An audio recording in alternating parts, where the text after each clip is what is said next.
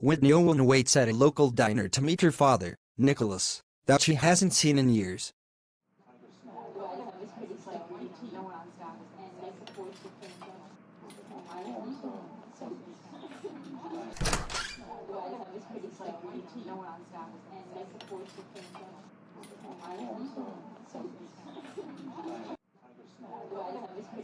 Father, I only agreed to meet you here as a courtesy, but know that I have absolutely no intention of rejoining the Owen family or your Baptist religion.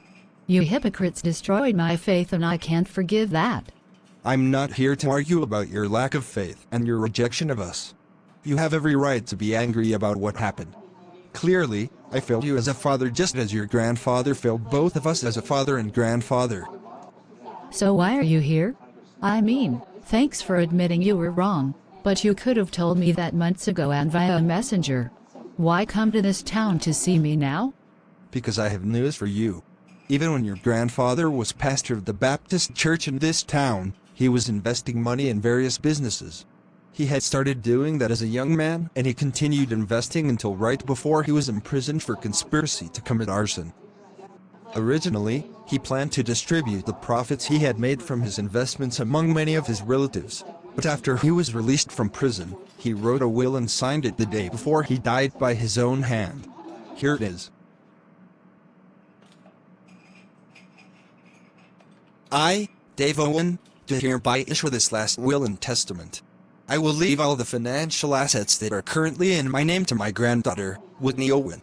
She is the only member of my family that stood up and told me how wrong I was, just as Jesus stood up and told his fellow Jews how wrong they had been.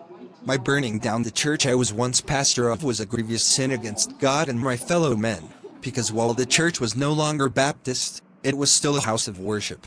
I am hoping that by this act, I will be forgiven for my acts of hypocrisy.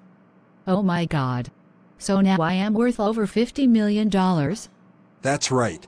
We tried to have the will invalidated so I could get that money, but your grandfather had already mailed it to an attorney who had notarized it, and a court just ruled the terms of the will must be enforced. You are now one of the richest people in this town. Congratulations. Thank you. This does do a lot to make things better. But I really was never expecting all this money.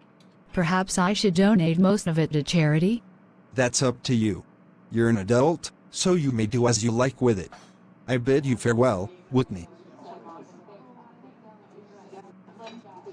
Would you like to order something? Just a glass of iced tea, please. I don't have much of an appetite now.